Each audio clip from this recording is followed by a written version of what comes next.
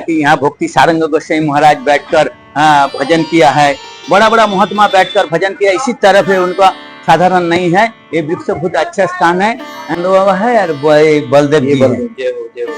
कितने सुंदर स्वरूप में दिख रहे हैं आपको। ये गिरिराज जी महाराज जी, ये कन्हैया है या जसोदा मैया है, हरे कृष्ण कन्हैया, जसोदा मैया है। भाई लाला ने हाथ पकड़ रखो मैया को, कितने सुंदर दर्शन है भैया। पंचतत्व है, चैतन्य महाप्रभु, नित्यानंद महाप्रभु, अद्वैत महाप्रभु है, गदाधर पंडित, श्रीवास आदि, ये पंचतत्व है। राशन की सेवा महाराज जी आप खुद ही लाते हैं? जैसे कि राशन का सेवा कहीं से कुछ थोड़ा बहुत मिल भी जाता है, और फिर जो ना खुद लाता है मैं। महाराज जी कोशिश करेंगे इस बार आपकी राशन की सेवा हम कराएं। ठीक। आप सभी प्रेमियों को मेरे प्रेम भरी राधे राधे। आज हम आपको लेकर आए श्री धाम नंदगांव में श्री गिरिराज जी मंदिर। आप मेरे पीछे देख सकते हैं गिरिराज जी मंदिर है। नंदगांव में केवल यही स्थान है जहाँ पे हमारे श्री गिरिराज जी महाराज विराजमान है। आइए महिमा जानते हैं महाराज जी से, मंदिर प्रांगण के अंदर प्रवेश करते हैं। सामने महाराज जी विराजमान है। राधे राधे महाराज जी। राधे श्याम, राधे श्याम, जय श्री राधे। और स्वास्थ्य ठीक है महाराज जी? ठीक है, बहुत अच्छा है। आइए प्रवेश करते हैं, सत्संग लेते हैं, पर उससे पहले जानते हैं यहाँ पे ये वृक्ष है, इस वृक्ष की महिमाओं के बारे में जानते हैं।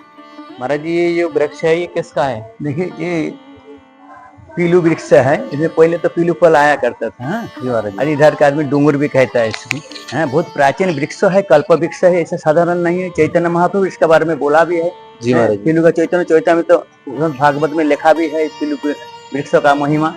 और ये जो वृक्ष है ना, इसका नीचे प्राचीन साधु संत बैठकर, इससे जो वृक्ष है बहुत प्राचीन है। और हम लोग का तो ऐसा ही भाव है कि कन्हैया जब लीला किया था, क्योंकि वृक्ष का तो महिमा कोई बता नहीं सकता है। जी महाराज जी बिल्कुल। 100 साल का जो वृद्ध आदमी है वो भी कहता है बाबा मैं इसी रूप में देखा है। तो हम लोग का साधु संत का मन का भाव है कि कन्हैया जब लीला किया था, कन्हैया सुखागन, तो इसके एक पेड़ का वृक्ष का ऊपर खेल कूद किया करता था और इसका फल खाया करता था। और ये जो वृक्ष है इसका नीचे इसीलिए प्राचीन में देखो, ये जो स्थान है बहुत प्राचीन स्थान है। इसका एक नाम है कांचा कुटी भी है, नंदाश्रम कांचा कुटी। इसीलिए है कि पहले महात्मा गण यहाँ बैठकर माटी का, जैसे वृक्ष का माटी से लकड़ी से और छोटा छोटा कुटिया बनाकर यहाँ भजन किया करता था। और वृक्ष का नीचे जो वृक्ष है इसके नीचे बैठकर और महात्मा जैसा कि सिद्ध महात्मा साधु संत भजन किया करते थे। बताएं महाराज जी ब्रज ऐसे, क्योंकि जो वृक्ष है ना ये आज भी मतलब साधु संत है ये, वो तपस्या कर रहे हैं आज बहुत। मैं कहता है सुनिए, जैसे इसका नीचे बैठकर साधु संत महात्मा लोग जी महाराज भजन किया करते थे। और ये साधारण नहीं है, ये भगवान का जो वृंदावन हम चिन्मय धाम है, इसमें बैठकर ये वृक्ष जो है ये कोई मुनि ऋषि रूप से भगवान का, राधा कृष्ण का जो नित्य लीला इसके दर्शन किया करते हैं बैठकर। और यहाँ उसे साधु लिए, जैसा कि यहाँ भक्ति सारंग गोस्वामी महाराज बैठकर भजन किया है, बड़ा बड़ा महात्मा बैठकर भजन किया, इसी तरफ है उनका, साधारण नहीं है। ये वृक्ष बहुत अच्छा स्थान है और बहुत प्राचीन है, और इसके दर्शन करना चाहिए सबको। बिल्कुल बिल्कुल, ये आप दर्शन कर रहे हैं। हमारे ब्रज भाषा में इसको डूंगर बोलते हैं। वैसे पीलू के वृक्ष है, इस पे पीलू के फल भी लगते हैं। आइए मंदिर प्रांगण कर प्रवेश करते हैं और दर्शन कराते हैं आपको गिरिराज जी महाराज के। आप देख सकते हैं ये बाबा नंद बाबा है। ये नंद बाबा है यार, बलदेव जी है। जय हो जय हो। कितने सुंदर स्वरूप में दिख रहे हैं आपको। ये गिरिराज जी महाराज जी, एक कन्हैया है या जसोदा मैया है, हरे कृष्ण कन्हैया, जसोदा मैया है। भाई लाला ने हाथ पकड़ रखो मैया को, कितने सुंदर दर्शन है भैया।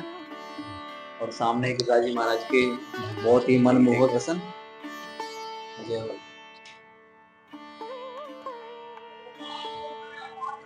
पहले मानसिक रूप से परिक्रमा करते हैं गिरिराज जी महाराज की।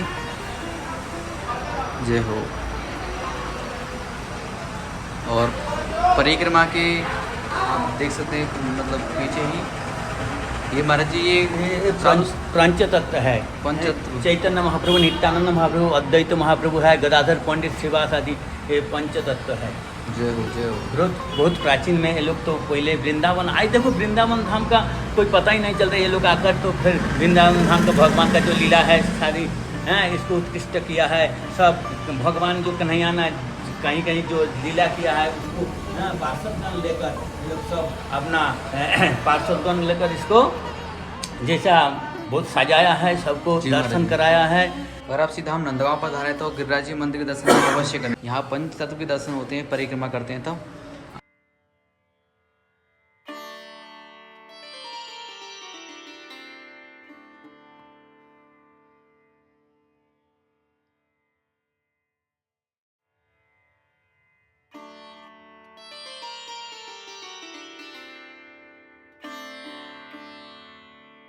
और हमने प्रवेश कर लिया है मंदिर प्रांगण के अंदर। आप दर्शन करेंगे सामने श्री गिरिराज जी महाराज की।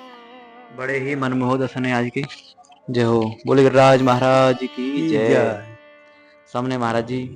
ये जो साक्षात भगवान गिरिराज महाराज जी है ना, जी महाराज जी। हाँ, ये इसका रूप देखा है ना, तो ये देखो गिरिराज महाराज शिला होता है, लेकिन ऐसा जो स्वरूप है कन्हैया का रूप है, कन्हैया ही तो है। जी महाराज जी, हाँ, तो बिल्कुल। कन्हैया एक रूप से देखा नहीं, जब ब्रजवासीगण अपना भोग बनाया था तो कन्हैया एक रूप से नीचे एक रूप से ऊपर, हाँ, ब्रजवासी को जैसा ग्रहण किया था जो नैवेद्य भोग, हाँ, तो वही साक्षात भगवान गिरिराज महाराज है, विराजमान है, प्राचीन है। हाँ, तो इसका तो महिमा वर्णन करना मुश्किल है, साक्षात जी महाराज जी, भगवान बिल्कुल। कृष्ण है। हाँ, तो इसीलिए प्राचीन इनको दर्शन करना चाहिए। और यहाँ ऐसा इसी प्रकार बहुत प्राचीन से सेवा चल रहा है भगवान गिरिराज महाराज जी का। हाँ, महाराज जी, आप यहाँ पे राशन वगैरह की सेवा आती है, मतलब आप खुद ही बनाते हैं? नहीं, मैं ऐसा कोई बात नहीं, मैं जो गिरिराज भगवान का तो मैं खुद बनाता है, अपना बनाता है, बना के भोग लगाता है। राशन की सेवा महाराज जी आप खुद ही लाते हैं? जैसे कि राशन का सेवा कहीं से कुछ थोड़ा बहुत मिल भी जाता है, हाँ, और फिर जो ना है खुद लाता है मैं। तो महाराज जी कोशिश करेंगे इस बार आपकी हाँ। राशन की सेवा हम कराएं। ठीक है, कोई बात नहीं, अगर कोई भक्त का इच्छा हो भगवान का सेवा करने के लिए तो कोई जी बात महाराज ही जी। नहीं है।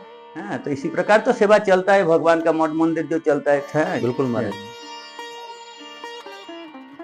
और दर्शन कीजिए आप, बड़े ही मनमोहक दर्शन है हमारे श्री गिरिराज जी महाराज की। जय हो। आइए महाराज जी सत्संग लेते हैं, जानते हैं गिरिराज जी के बारे में, कैसे कैसे गिरिराज जी महाराज हमारे ब्रजधाम में आए। आइए। जय श्री राधे श्याम, जय गिरिराज महाराज की जय। गिरिराज जी का बारे में मैं जो कुछ कहना चाहता है, थोड़ा बहुत जो याद है उसको मैं कहना चाहता है वो सबको जनाने के लिए। हाँ, तो देखो गिरिराज का ब्रज में कैसे आया, इसका बारे में मैं कुछ कहना चाहता है। हाँ, तो भारतवर्ष में पश्चिम प्रांत में शाल्मली द्वीप में द्रोणाचार्य पर्वत है, उसी का आत्मज स्वरूप में गोवर्धन पर्वत जन्म ग्रहण किया। हाँ, तो इधर काशीवासी पुलस्त मुनि जी मन में चिंता किया है, जो देखो अगर काशी में कोई पर्वत पहाड़ रहता तो यहाँ साधु महात्मागण संतगण बैठकर गुफा में एवं छाया में बैठकर भजन किया करते, वो जैसा ध्यान करते। ऐसा चिंतन करते हुए मुनिवर पुलस्त मुनि जी भ्रमण करते करते एक बार जैसा द्रोणाचल का पास पहुंच गया है। अब जो द्रोणाचल के पास जब पहुंचा, द्रोणाचल महाराज जी पर्वत जी उनको अपना आतिथ्य स्वीकार किया, एवं अपना भोजन कराया एवं नारायण रूप से उनका आरती भी उतारा, जैसे सेवा किया है। तो जब भोजन कराने के बाद तो दक्षिणा देना चाहिए। तब दक्षिणा स्वरूप द्रोणाचार्य महाराज कह रहे हैं, जे मुनि जी मेरा तो इच्छा है जब आप भोजन किया तो दक्षिणा ना देने से तो ठीक नहीं होगा, दक्षिणा तो देना चाहिए, तो आप बताइए क्या दक्षिणा दूं। दक्षिणा स्वरूप तो द्रोणाचार्य पुलस्त मुनि जी के तो मन में विचारी है, जब मैं आया है तो द्रोणाचार्य जी के कहा है, ये मुनि द्रोणाचार्य जी आप एक काम कीजिए, मुझे दक्षिणा स्वरूप आपका लड़का को दीजिए, गिरिराज जी को मुझे अर्पण करिए, क्योंकि गिरिराज जी को मेरा इच्छा है जे काशी में ले जाकर स्थापन करूंगा और वहां साधु संत महात्मागण गिरिराज जी का अंदर बैठकर गुफा में चाहे छाया में बैठकर भजन किया करेगा एवं तपस्या करेंगे, मेरा ये मन में इच्छा है। तो ऐसा जब हुआ तो द्रोणाचल पर्वत जी मन में चिंता किया, मेरा तो एक ही लड़का है। फिर भी जब मुनि जी ऐसा ही विचार किया है तो ठीक है तथास्तु करके, हाँ द्रोणाचार्य जी गोवर्धन पर्वत को बताया, बेटा मैं तो मुनिवर को दक्षिणा स्वरूप हाँ और तुमको देने का विचार कर लिया है, और बेटा तुम जाओ और काशी में जाकर साधु संतों की सेवा करो। द्रोणाचार्य जी के एक ही पुत्र है, फिर भी स्नेह बहुत ऐसा है, लेकिन मुनि के जब तथास्तु कर दिया है तो देना पड़ेगा। तब ऐसा विचार करके तब गोवर्धन जी कहता है, पिताजी मेरा तो कर्तव्य है पिताजी का उपदेश ग्रहण करा, तो आप जब कह दिया है मैं जाऊंगा जरूर। हैं अब इधर पुलस्त मुनि जी जाकर गोवर्धन जी से कहा है कि गोवर्धन अब तुम चलो, तुम्हारा पिताजी तो मुझे दक्षिणा स्वरूप तुमको दिया है, तुम चलो काशी मेरा साथ और वहाँ साधु संतन का सेवा करो। तो गोवर्धन बोला है, देखो मेरा पिताजी का तो एक ही लड़का है, तो आपका जब दिया कोई बात नहीं है, तो मेरा एक शर्त है,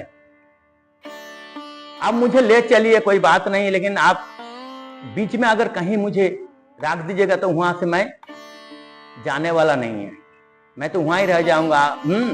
तो आप यहाँ से ही उठा कर ले चाहिए, बिल्कुल काशी ले जाने पड़ा। तो मुनि अपना मन में चिंता किया, और फिर देखो गोवर्धन जी का ऐसा साधारण तो नहीं है, उनका लबड़ा उनका जैसा लंबा था कम से कम 8 योजन, और चौड़ा था 5 योजन, ऊंचा था 2 योजन था। इतना लंबा चौड़ा पर्वत को द्रोणाचार्य जी बोले, ऐसा लंबा चौड़ा पर्वत को मुनि जी कैसे ले जाओगे? कहता है कोई बात नहीं मैं तो ले जाऊंगा। बोले ठीक है।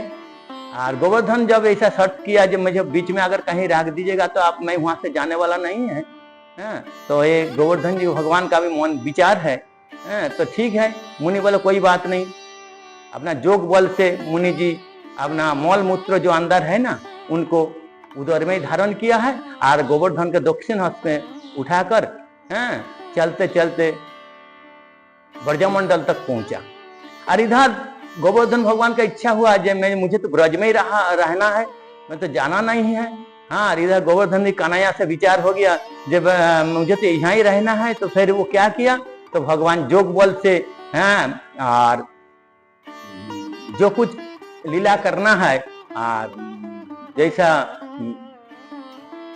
जो कुछ लीला करना है पार्वती जैसे मैया से, जैसा पार्वती मैया से जोग माया का तरह तो होता है, तो जोग माया को विचार ये किया है जो आप कृपा करके मुझे यहाँ ही रहने का विचार कीजिए, और मैं तो यहाँ ही रहूंगा। तो जोग माया जी क्या किया ना, उनका जो उदर में जो मल मूत्र धारण हुआ है ना, उनका इतना वेग किया है जैसा कि मुनि जी वहां मल मूत्र धीरे धीरे पे उदर में बांटते गया है और तकलीफ देने गया है। तो मुनि जी सोचा है अब रुक नहीं पाता है, तो ब्रज के अंदर गिरिराज को धरती पर रख दिया, फिर अपना मल मूत्र त्याग किया। उसमें शांति मिला है, मल मूत्र इतना जमा हुआ था, जब शांति मिला है इसके बाद गोवर्धन को बोला है, बेटा गोवर्धन चलो मेरा साथ। अब गोवर्धन कहता है मेरा तो शर्त तो था, जब आप कहीं भी मुझे बीच में राख देने से मैं वहां से जाने वाला नहीं है। तो मुनि जी मैं यहाँ से जाने वाला तो नहीं है, मैं यहाँ ही रहूंगा ब्रज में। तो ये मुनि का अच्छा नहीं लगा। मुनि सोचा है देखो मैं इतना विचार करके आया है, इतना ले आया है और काशी ले जाने के लिए, तुम कहते हैं मैं जाऊंगा नहीं। तो ये बात अच्छा नहीं है। तो मुनि जी उसी लिए बोलता है ठीक है। तो जो गोवर्धन पर्वत है उनको अच्छा नहीं लगा, दुखी होकर साप दिया है कि तुम जब यहाँ रहो ठीक है, लेकिन तुम्हारा तिल तिल में तुम घटते जाओगे। तो मुनि जी ऐसा श्राप देकर अपना काशी पधार किया, वापस किया और वहां जाकर विचार किया है देखो मैं ले आया था, लेकिन गिरिराज महाराज तो ब्रज में ही रह गया, मेरा यहाँ आया नहीं है। इसी प्रकार गिरिराज महाराज को पुलस्त मुनि जी लाकर गोवर्धन पर्वत को